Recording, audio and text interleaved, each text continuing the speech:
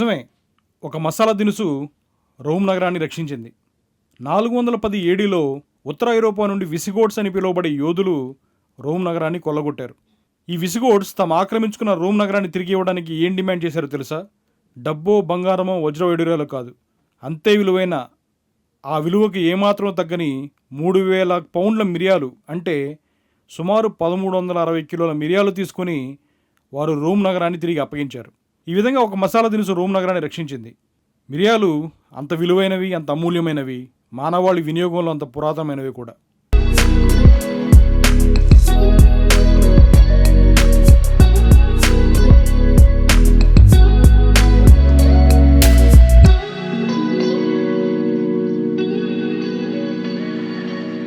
ఆహారానికి అత్యుత్తమ రుచినిచ్చే ఈ మిరియాలు జబ్బును నివారించడంలో కూడా ప్రముఖ పాత్ర పోషిస్తున్నాయి.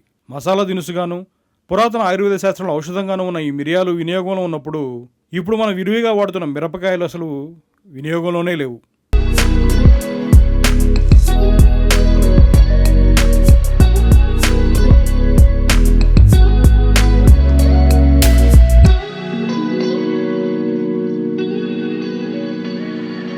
ఇప్పటి వరకు మన దేశంలో కేరళలో మాత్రమే అత్యుత్తమ మిరియాలు దొరుకుతాయి అనుకున్నాం. కానీ ఇప్పుడు కాలం మారింది. రైతుల కృషి వల్ల మిరియాల పంటకు అనుకూలమైన వాతావరణం వచ్చేలా ఇక్కడి పొలాలు కూడా సిద్ధం చేశారు మన రైతులు. ఆంధ్రప్రదేశ్లో కూడా కేరళతో పోటీ పడే క్వాలిటీ గల మిరియాలు సాగవుతున్నాయి.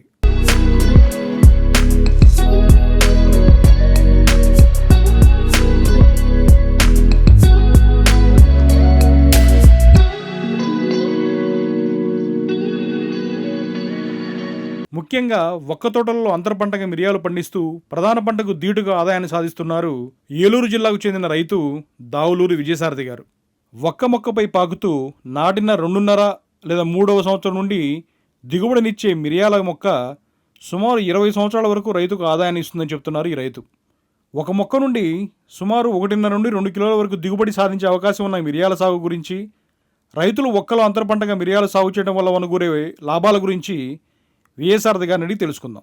అంటే మీరు మీ ఎక్స్పీరియన్స్ ప్రకారం రైతులకు సజెషన్ ఇవ్వాలంటే అంతర పంటలుగా అంటే పామాయిల్లో అట్లాంటివి వేసుకోవడం బెస్టా, లేదంటే ప్రధాన పంటగా ఒక్కని తీసుకుని సాగు చేయడం ఉత్తమం అంటారు? ఒక్కని తీసుకుని దాన్ని మిరియం పాకించాలండి.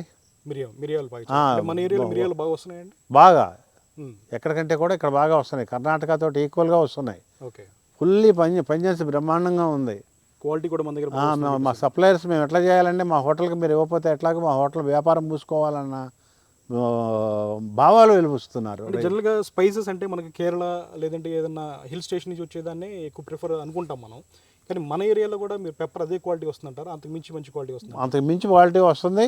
మనకి ల్యాక్ ఆఫ్ నాలెడ్జ్, దాని గురించి శ్రద్ధ పట్టక కానీ రైతులు ఇక్కడ ఎక్కడికంటే కూడా ఇక్కడ బాగా చేస్తారు. ఓకే, వాతావరణ పరిస్థితులు కూడా అందుకు అనుకూలంగా ఉంటాయి.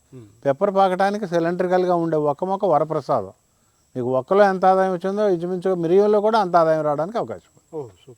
అంటే ఇప్పుడు ఒక్క నాటిన ఎన్ని సంవత్సరాల తర్వాత మిరియం కూడా మనం సాగు చేసుకోవడానికి అవకాశం? ఒక్క పెట్టిన 2.5 సంవత్సరాలకు మిరియం పెట్టొచ్చండి. 2.5 years.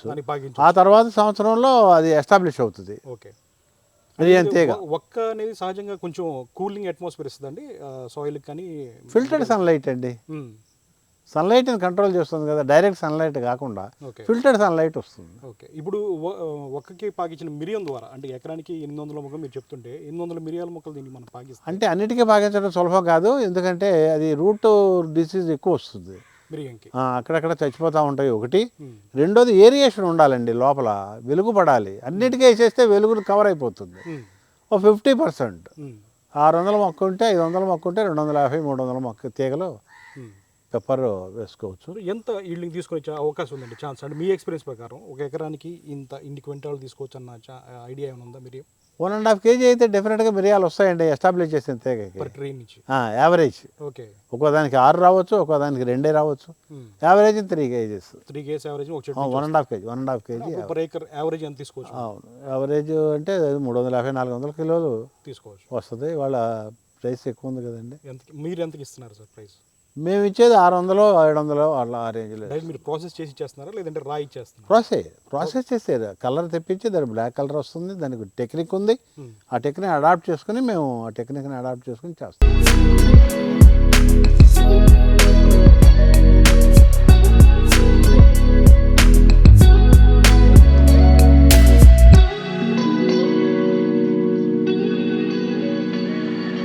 భారతదేశాన్ని ప్రపంచ దేశాలు ఆశ్చర్యంగా చూస్తూ ఆరాధిస్తున్నాయంటే మన సాంప్రదాయ విలువలు, చారిత్రక విశిష్టత కారణమైతే, ఆశగా గతంలో చూసింది ఇప్పటికీ చూస్తుంది కూడా మన దగ్గర విరివిగా పండే మసాలా దినుసుల కోసమే.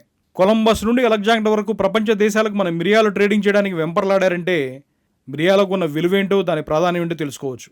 ఒక దేశం స్థితిగతులు మార్చగలిగే పంట మన రైతు జీవితాలను బాగు చేయలేదా? మన తెలుగు రాష్ట్రాల్లో కూడా మిరియాలు పండుతూ ఉండటం, అది కూడా అత్యుత్తమ క్వాలిటీ రావటం ఆనందించే విషయం. చిత్తశుద్ధితో ప్రభుత్వాలు మిరియాల పంటపై దృష్టి సారించగలిగితే తెలుగు రాష్ట్రాల రైతులకు ఎంతో లాభదాయకంగా ఉంటుంది.